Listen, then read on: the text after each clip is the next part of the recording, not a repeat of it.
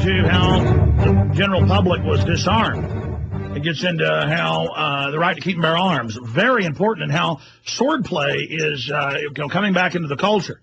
And by the way, there's a joke. They could disarm us, but if we had knives, which everybody does, you could, get a weapon, get a firearm very, very quickly. So it is good to know how to use a knife or a sword. And it's a lot of fun. So I'm interested a little bit in it. And so we're going to be going over that. Can somebody email me and tell me how to get rid of fruit flies? There's no food, there's no water, there's nothing open around the office, and it just gets worse and worse. Earlier I was ranting and raving in the first hour, and one flew in my mouth and into my, you ever been riding a bicycle and those little gnats go in your throat? You open the front door out there, and there's just millions of them, they're flying around in swarms. They got in the office, and I don't know if you can see them flying by. It's like, there went one. I mean, I can barely keep my focus. They're landing on my nose. The battle continues, though. We're in here defeating them, hopefully. All right, I'm going to shut up about that. Kurt Nimmo, you hear what Paul Watson's talking about. We're going to go back to him in a moment. But this is happening everywhere. This is to get everybody to tattle on everybody.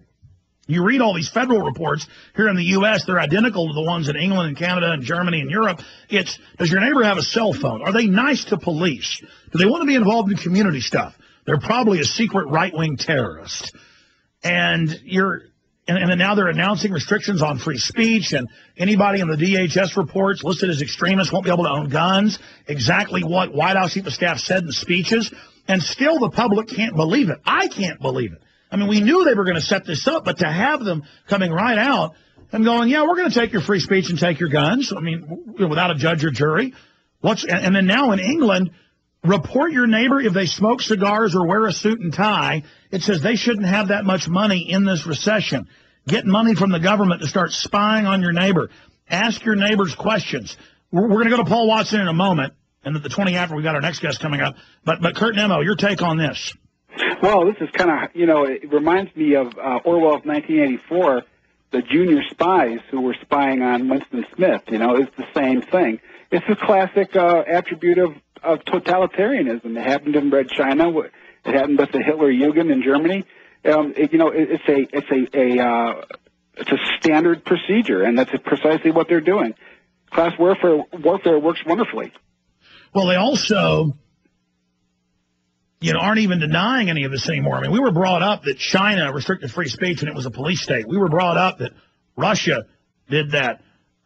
We were brought up that all of this was going on and happening, and then Chinese-style net censorship, where they block things, block IPs, have firewalls, where they have government gatekeepers. The New York Times comes out and says we need a kinder, gentler internet that doesn't let the general public blog without licenses, and you'll get felony charges if you hurt someone's feelings, and you'll have to have a subdomain on a bigger domain so you have no rights. And they say we're going to gatekeep and take your free speech for your own interest, and they're openly phasing in Chinese net-style censorship where they're purging all the Alex Jones videos, and the media just goes, so what? Because the old media has to kill us. They can't put up with a level playing field because we're telling the truth and they're not. Yeah, and as well, the corporate structure can't, cotton the fact that Alex Jones is on there talking the truth. I mean, take a look at what's happening to YouTube. It's being, it's turning into the next Hulu. It's turning into a corporate base for their commercials and their their cartoons and their TV shows. So yeah, well, we told people that we'd seen this with other web systems, and we know the globalist tactics of phasing things in. And I would go in and we'd write articles where Google 3 years ago put out corporate reports about the model they were going to phase in the next few years and how they were going to get rid of most of the user videos and only have selected people they choose. They're going to use a very high standard of micromanaging and the contracts you sign digitally to be on there where they can suspend you for no reason. And that's now happening. And we told people they were phasing out 2 years ago. We said they're starting to phase out Google video. Now they've completely phased it out. No more uploading to it. They're now doing the same phase out, the same way they did it, restricting views, knocking channels off, killing or locking down videos when they hit the top videos and then turning them back on later when they're out of the top 100, getting rid of the top 100 or most viewed in the front page, making it popular, just what they want to push, relegating user videos to sub pages. The innocuous pablum stays on there, the volleyball girls and all that stuff remains. Well, exactly. But, I mean, the issue is they really are killing YouTube right now. I mean, they really are shutting it down. They are phasing it out. But they know through domestication tactics of mind control, same way you domesticate a horse or a cow or a pig or a dog, they are easing us into this. And I tell people, look, you know, Google admittedly is run by NASA and the NSA.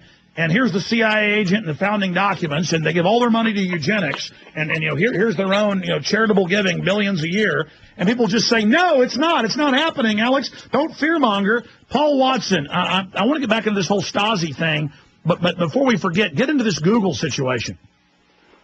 Well, that's right. The other day, Google officially suspended all video uploads. They said they were going to do that up to a year ago. I remember them saying that, and they went ahead and did it. And the thing with YouTube is that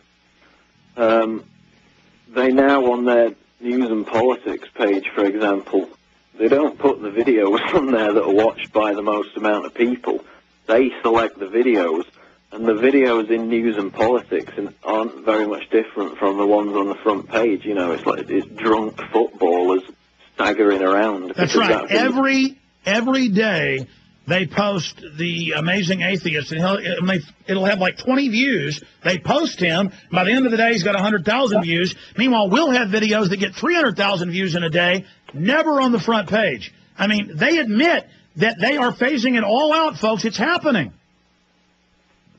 And I mean, it's because it's an unsustainable business model. YouTube are deep in the red, but unlike what would normally happen and that you would take advertising, they're just going to hand over the control of their entire content to these big Hollywood production studios, and when that happens, there's no place on there for the Alex Jones channel or the Info Warrior.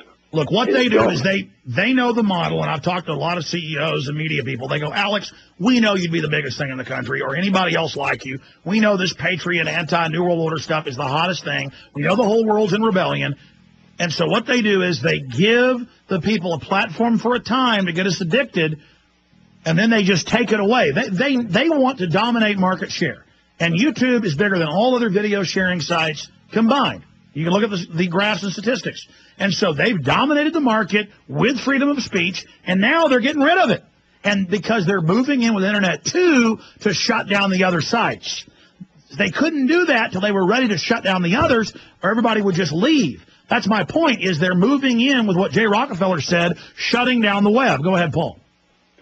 That's right. And I mean, Rupert Murdoch said it a few days ago that the Internet in its current form cannot go on, that it's going to end, because they've lost a huge amount of their audience.